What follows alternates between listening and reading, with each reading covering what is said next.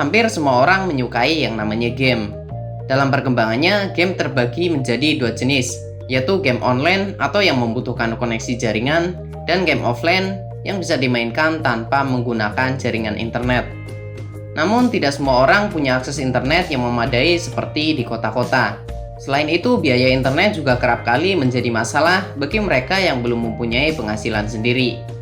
Tidak sedikit dari mereka yang harus menabung dan menyisakan uang jajan terlebih dahulu demi mendapatkan akses ke jaringan internet. Belum lagi masalah cuaca ekstrim yang seringkali menghantui di berbagai daerah, sehingga tidak jarang membuat koneksi internet berantakan dan tidak stabil. Maka dari itu, game offline adalah solusi yang paling tepat untuk bisa merasakan sensasi bermain game dan mengusir rasa bosan tanpa harus bergantung dengan internet. Nah, di video kali ini saya akan merekomendasikan 15 game offline terbaik untuk Android tahun ini yang bisa kalian mainkan tanpa membutuhkan internet versi Anton JR.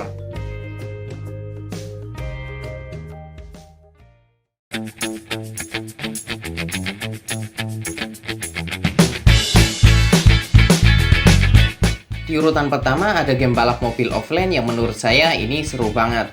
Karena saat balapan kita bisa mendapatkan ability atau jurus yang macam-macam jenisnya dan bisa digunakan untuk menyerang atau sekedar jahilin musuh. Jika kalian pernah bermain game Rumble Racing di PS2, pasti kalian kangen banget dengan game yang model-model seperti ini dan ingin menemukan game serupa yang bisa dimainkan di HP Android. Untungnya sang developer melihat peluang tersebut dan menciptakan game yang seru dan unik layaknya game Rumble Racing yang dulunya sangat terkenal ketika masih zaman-zaman PS2. Lebihnya lagi, tingkat kesulitan untuk bisa memenangkan setiap pertandingannya tidak terlalu tinggi, tapi juga tidak terlalu mudah. Dengan begitu, kita sebagai player akan sangat merasakan manfaatnya. Jika terlalu sulit, itu bisa membuat kita stres karena ambisi untuk memenangkan pertandingan sulit didapatkan. Sebaliknya, jika terlalu mudah juga bisa membuat kita cepat bosan saat memainkannya. Selain itu, animasi di game ini juga cukup simple, tapi masih terlihat keren. Kalian tidak akan mudah bosan jika memainkannya. Bahkan jika suatu saat kalian bosan karena sudah tamat, kalian bisa mendownload Beach Buggy Racing 2 yang versi online-nya. Jika datang waktu malam sebelum tidur, game ini adalah salah satu pilihan game offline Android terbaik yang saya mainkan untuk menghilangkan penat setelah beraktivitas seharian.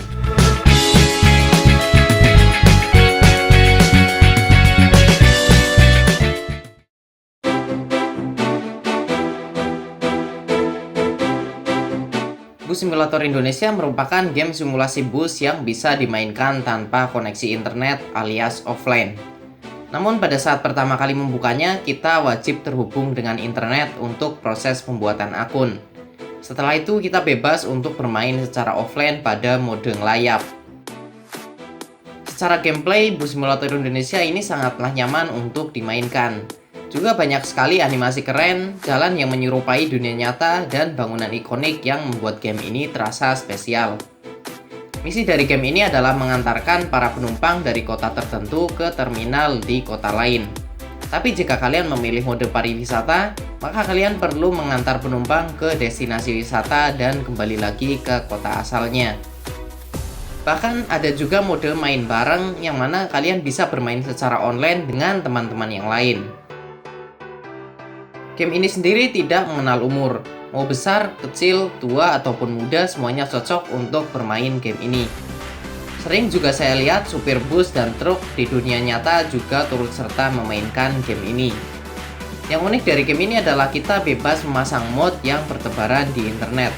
Mulai dari mod truk, elf, pick up, mobil sport, motor, kendaraan berat, dan bahkan pesawat terbang. Selain itu, kita juga bisa memodifikasi bus yang kita miliki dengan berbagai macam aksesoris dan skin atau livery yang bisa kita ciptakan sendiri. Kalian bisa download ratusan skin bus ID keren di deskripsi video ini.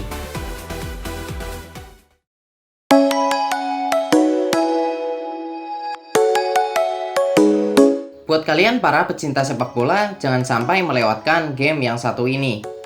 Dream League Soccer adalah game sepak bola offline Android yang sudah populer sejak tahun 2015.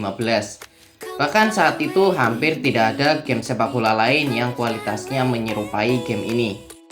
Dari tahun ke tahun, game ini telah mengalami berbagai peningkatan.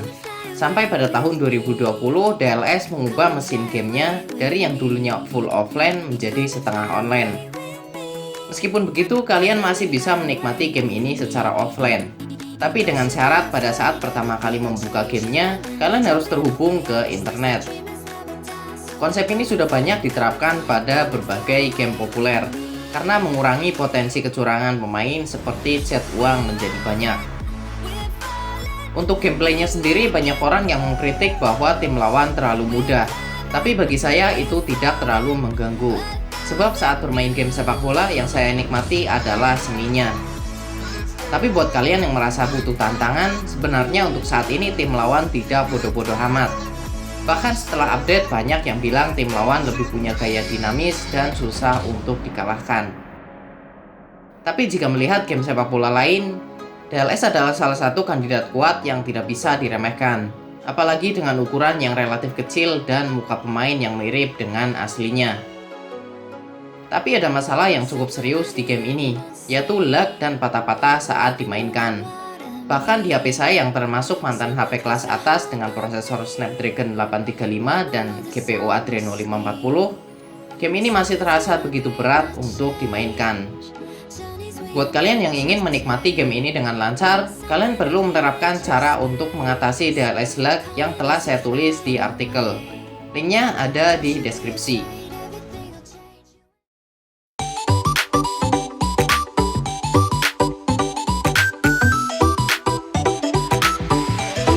Buat kalian para pecinta game perang, terutama perang udara, mungkin ini adalah game yang cocok untuk menemani waktu luang kalian. Warplanes WW2 atau World War 2 atau Perang Dunia 2 adalah game perang pesawat dengan misi-misi khusus. Kalian akan berperan sebagai pilot untuk menerbangkan pesawat dan berperang melawan musuh. Di awal game kalian bisa memilih sebagai aliansi mana. Secara grafis menurut saya tidak terlalu buruk untuk sekelas game Android dengan ukurannya yang relatif kecil. Agak susah memang kalau membahas soal grafis, karena bagi orang yang sudah terbiasa bermain game PC, apalagi PS4, tentu tingkat kepuasannya jauh berbeda dengan orang yang hanya bermain game HP saja. Jadi kembali lagi ke masing-masing orang, kita juga tidak bisa menuntut terlalu banyak. Sebab kalau ukurannya kecil, ya kita tidak bisa berharap lebih. Kalau ukurannya besar, itu juga bisa membuat banyak HP tidak bisa memainkannya karena terlalu berat. Si pembuat game tentu saja ingin kalau gamenya bisa dinikmati oleh banyak orang dari berbagai kalangan tanpa mengorbankan kualitas gamenya. Harusnya game ini tidak akan nge-lag jika dimainkan di HP kelas menengah atau sekitar 2-4 jutaan. Atau kalian bisa cek sendiri apakah HP kalian mumpuni atau tidak. Lagi pula sudah banyak trik untuk membuat game menjadi lancar meskipun di HP kentang yang kurang mumpuni. Nah, balik lagi membahas soal gamenya. Ternyata di dalamnya sudah tersedia bahasa Indonesia. Ini tentu akan memudahkan bagi beberapa orang. Untuk kontrolnya sendiri, kalian bisa memiringkan HP untuk berbelok, gunakan tombol peluru di pojok kanan bawah untuk menembak, tekan ikon pesawat di sebelah kiri bawah untuk melihat ke belakang, tahan tombol radar di pojok kiri bawah untuk membidik musuh, dan tombol sebelah kanan untuk mempercepat pesawat.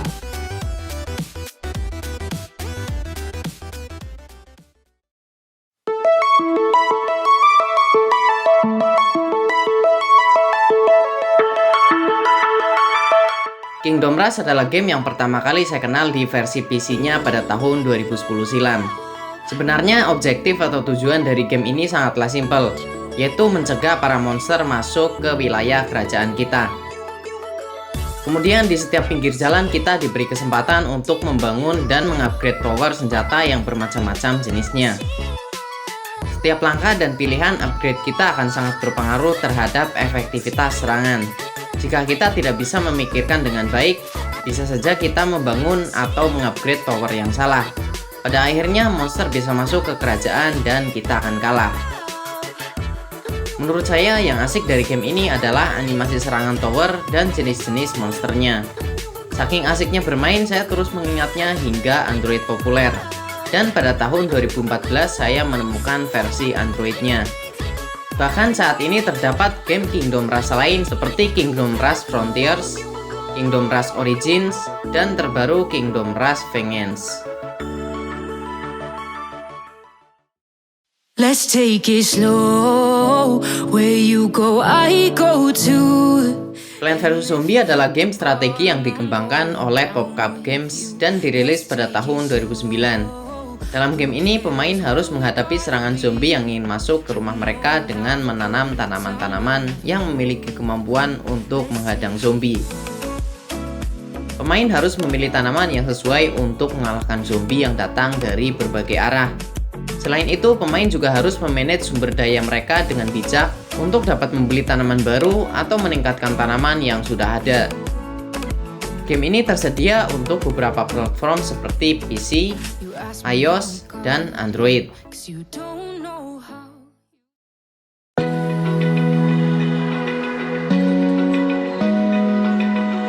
Off the Road adalah sebuah game berkendara off-road yang tersedia di Google Play Store. Game ini memungkinkan pemain untuk mengemudi berbagai jenis kendaraan di medan yang ekstrim dan menjelajahi lingkungan dunia terbuka secara offline atau tanpa internet. Game ini menampilkan grafis yang realistis dan beragam jenis kendaraan yang dapat dipilih, termasuk truk, SUV, dan ATV. Secara keseluruhan, Off the Road adalah game berkendara off-road yang menyenangkan dan menyeluruh yang menawarkan beragam opsi gameplay dan tantangan yang menyenangkan bagi pemain. Jika kalian tertarik dengan game berkendara off-road, mungkin ini cukup worth it untuk dicoba.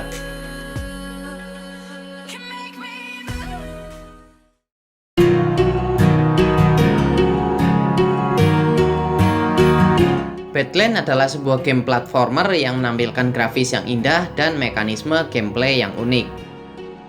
Platformer adalah sebuah genre game yang tantangannya adalah mengarahkan atau mengendalikan suatu karakter untuk melewati rintangan yang terpisah, biasanya dengan melompati suatu objek atau musuh.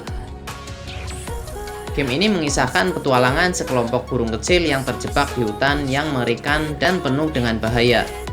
Pemain akan bertugas untuk membantu burung-burung tersebut lolos dari hutan tersebut dengan mengatasi berbagai rintangan yang ada. Jika kalian menyukai game platformer yang menantang dan penuh aksi, mungkin Badlands patut untuk dicoba.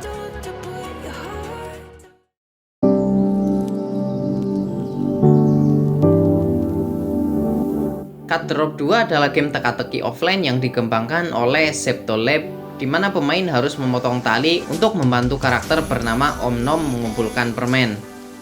Game ini memiliki lebih dari 160 tingkat, karakter baru, dan mekanisme gameplay baru. Logika kalian akan diasah untuk memecahkan teka-teki di setiap levelnya. Jika kalian adalah pecinta game bergenre teka-teki offline, Cut the Rope mungkin bisa kalian coba.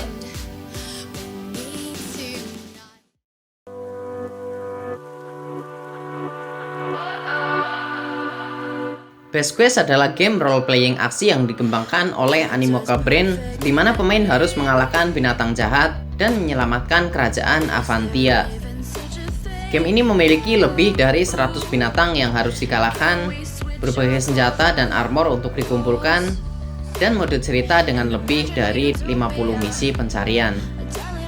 Di game ini, kita bisa mengendalikan karakter secara bebas dan mengeksplor dunia yang dibangun dengan berbagai macam animasi. Jika kalian adalah pecinta game open world tapi yang versi offline, mungkin ini bisa dicoba.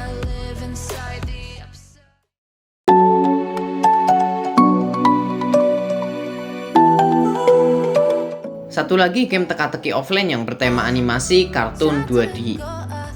Where is My Water 2 adalah game yang dikembangkan oleh Disney untuk perangkat Android. Ini adalah sequel dari game populer sebelumnya yaitu Where is My Water. Dalam game ini, pemain harus memandu air melalui serangkaian rintangan dan pipa untuk mencapai karakter utama, buaya Swampy. Game ini mencakup lebih dari 100 level, serta tantangan khusus dan teka-teki harian untuk menjaga pemain terlibat.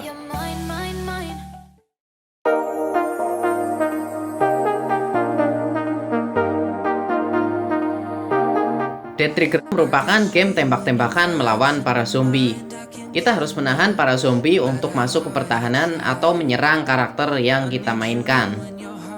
Game zombie bisa menjadi menyenangkan dan menegangkan, karena pemain harus menggunakan kemampuan dan strategi bertahan hidup mereka untuk melawan gelombang musuh tanpa habis. Mereka sering memiliki rasa urgensi dan intensitas, karena pemain harus membuat keputusan cepat untuk tetap hidup. Game zombie juga bisa membawa pemain merasa masuk ke dalam dunia game, yang memungkinkan pemain untuk menjelajahi dunia pasca kiamat atau merasakan sensasi horor dari wabah zombie. Secara keseluruhan, game zombie bisa menjadi cara yang menyenangkan dan menarik untuk mengisi waktu bagi banyak pemain. Nah, game yang satu ini, yaitu Dead Trigger, bisa menjadi pilihan yang asik buat kalian para pecinta film zombie atau yang suka dengan tema zombie seperti ini.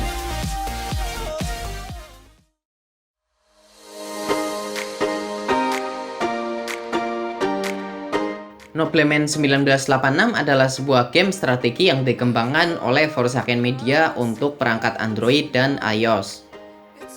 Dalam game ini, pemain akan dibawa kembali ke akhir abad ke-19, di mana mereka harus membangun dan mempertahankan kerajaan mereka sendiri melawan nobleman rival. Pemain dapat mengumpulkan dan meningkatkan berbagai unit, termasuk tentara, senjata, dan kavaleri untuk digunakan dalam pertempuran melawan tentara musuh. Game ini menampilkan kampanye single player yang offline atau tanpa internet, dan juga mode multiplayer.